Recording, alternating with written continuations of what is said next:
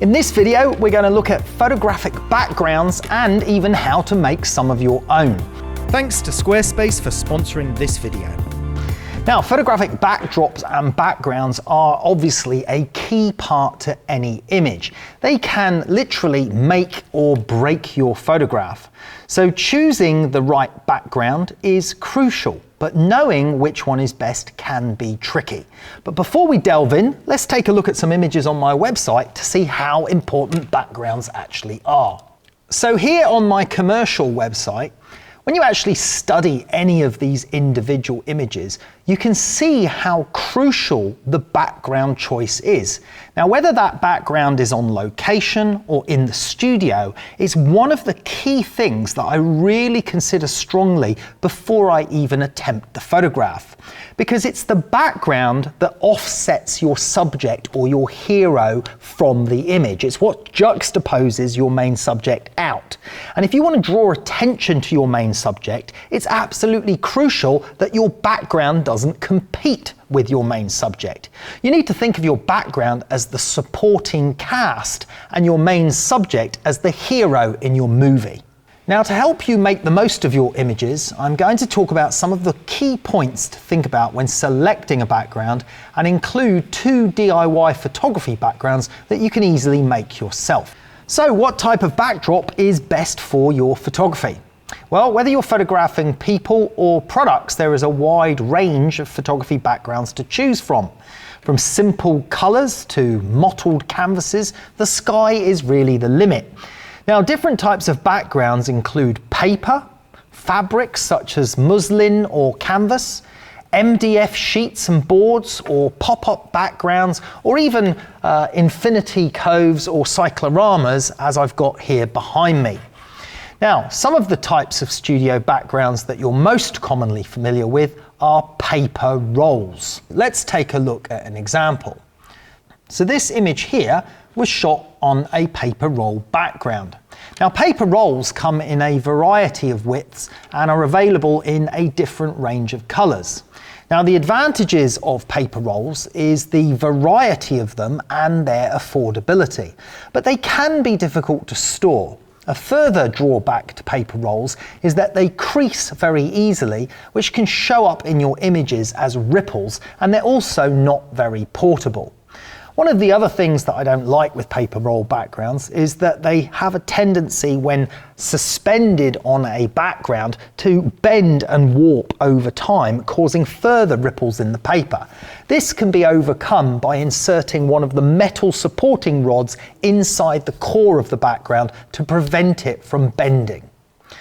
The other type of backgrounds are fabric, such as canvas backgrounds or muslin backgrounds. Let's take a look at an example of one of those. This image was shot against a canvas background. In fact, we actually made this canvas background ourselves, and I'll be talking about that a little bit later. Fabric backgrounds such as canvas or muslin are popular due to their variety and portability. Canvas backgrounds are generally more bulky and heavy than muslin backgrounds, but can offer some great depth and colour. Muslin backgrounds are constructed from cotton and as a result are lighter than canvas, though they do come in a variety of styles too. One other background that I really like to use, because I do a lot of product photography and also great for food photography, are wooden boards. Now, I often use wooden boards for my product photographs. Let's take a look at a few examples. Here in this whiskey shot, I've used a solid wooden board that I've painted to the appropriate colour. And behind this watch shot, I'm using another solid wooden board but painted neutral grey. You can find a great variety of wooden boards, and they can be fairly cheap to come by too. You can repurpose old tabletops as boards behind your food shots, and you can easily find pieces with real character at second-hand markets or antique shops. If you're looking for more creative and tailored looks, you can even make your own boards, which I'll talk about later. The next background that I commonly use is MDF sheets. Here in this example, I'm using 2 MDF sheets, one for my base surface and one for my background, and I've deliberately painted them in the appropriate colour scheme for this shot. I often use MDF boards as my backgrounds because they offer a lovely smooth finish, and you can easily paint them with a roller to get the exact colour that you want. They can also be repainted later, which means you can get more than one use out of them too. But generally, I get a maximum about 3 uses before the texture material gets too rough. Most local hardware stores will have MDF hardboards in many different sizes, and they're fairly lightweight to use. They can easily be stored and don't take up too much room in your studio. Another type of background is a pop-up background. Now, if we look at this image here, this was shot with a pop-up background.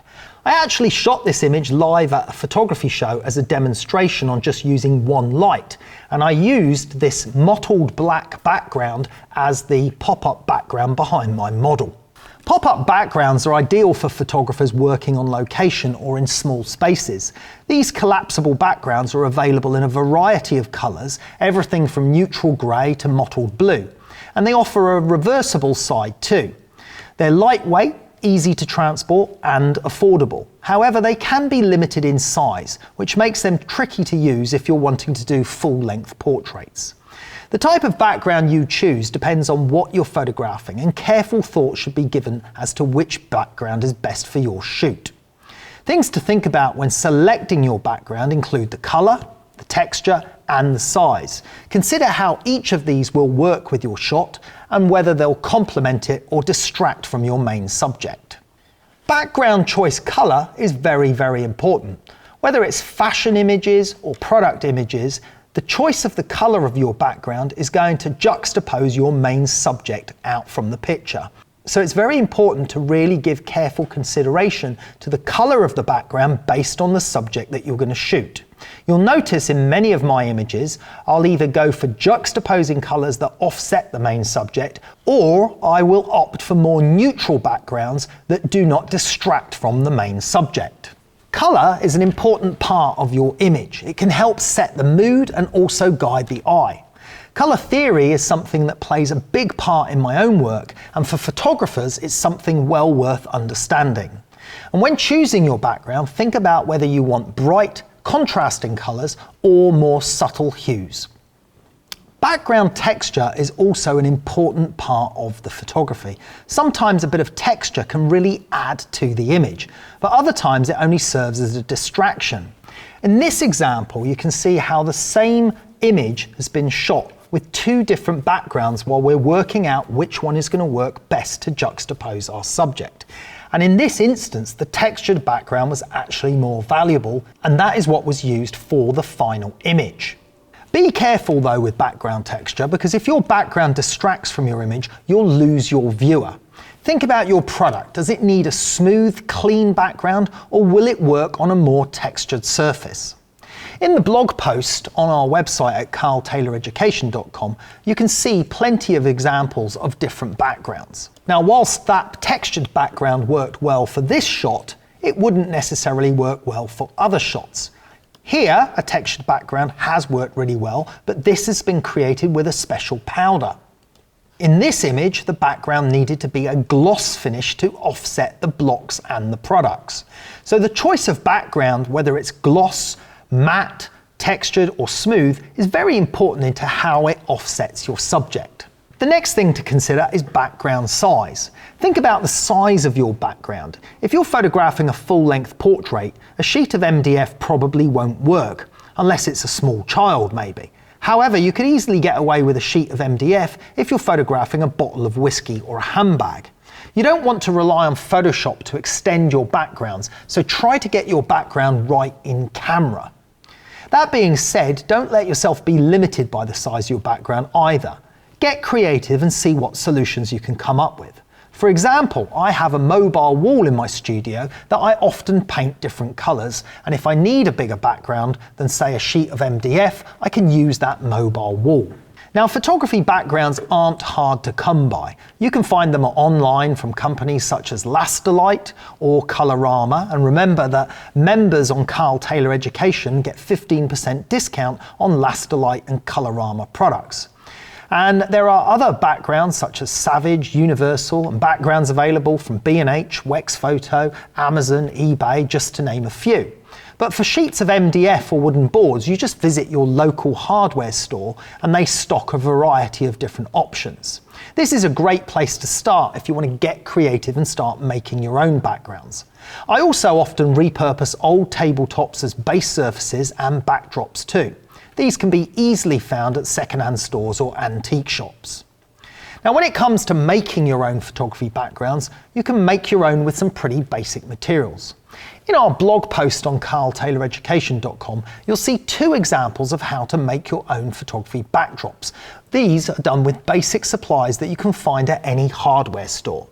The first one was a DIY canvas backdrop. We made this one using the following items: a large plastic sheet to protect the floor if you're working indoors, and then a blank canvas material which you can obtain from an art store, PVA glue, which will bring up on screen what the translation is for America of that, because that question comes up a lot, water, and then a selection of paint colours for your base, and then wash colours and splatter effects onto the background done with a brush. And we have a whole video on how to do this.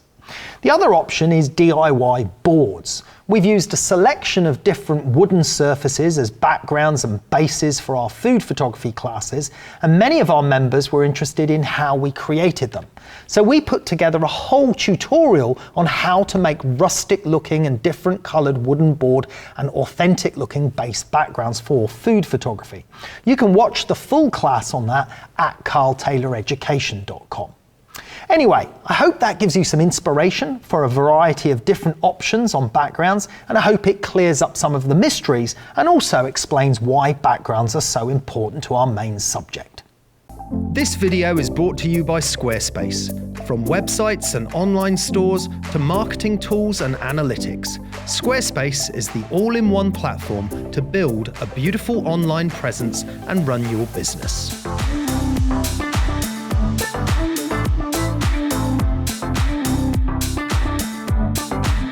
Head to squarespace.com for a free trial, and when you're ready to launch, go to squarespace.com/Carl to save 10% off your first purchase of a website or domain.